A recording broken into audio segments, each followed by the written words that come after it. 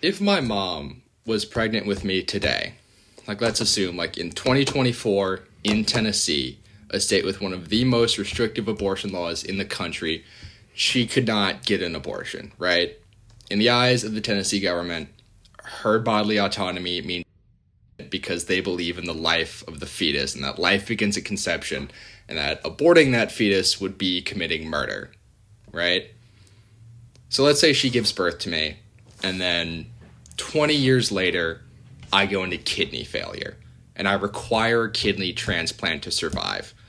And my mother is the only viable match on the planet. There is not a single law, local, federal, in any red state, in any pro-life government that would compel her to give one of her kidneys to me. Right? Because in that circumstance, we recognize that her bodily autonomy is that important. That is like an essential liberty and a freedom. My mother could die, and we could still not harvest the kidney from her corpse to give to me. So even as a corpse, her bodily autonomy is held in such high regard that they would rather let me die than infringe on that freedom.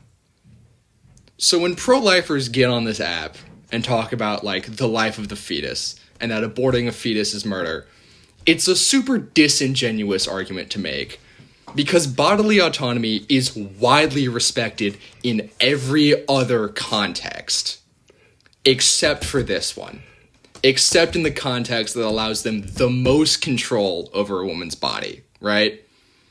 So that's why I don't really believe them when they make this claim, right? That's why I see this whole pro-life movement as super disingenuous, right? So, okay, there are so many things wrong with this. What's hilarious about this guy is that like BuzzFeed News and Yahoo News are now writing articles about this viral reel saying people are responding that they'd never heard anything like this before. As if he just stumbled upon something. Guys, this is a very asinine, stupid argument that pro-abortion philosophers have attempted to shape into something cogent and coherent for decades. If you're going to compare something and use an analogy or something that is like that thing to try to create moral equivalency, to say, well, if it shouldn't be allowed in this case and it shouldn't be allowed in this case, then the examples that you give or the thought experiment that you pick actually has to be like the thing you're talking about. Whatever he's talking about has nothing to do with the right of women or men to have their unborn children killed. The kidney is for the sustenance, support, and maintenance of your body, or in this case, in the thought experiment, your mother's body. Okay? And it's for her. The kidney is actually for her. Okay. The uterus in your mother's body is for you. Okay. So actually, unborn babies have a right to their mother's uterus because the uterus is for them. So to compare kidney donation with, not killing your child in utero, while you may not have a right to your mother's kidney, when you're 16 years old and in kidney failure, you did have a right to your mother's uterus when you were an unborn baby. Doesn't work, okay?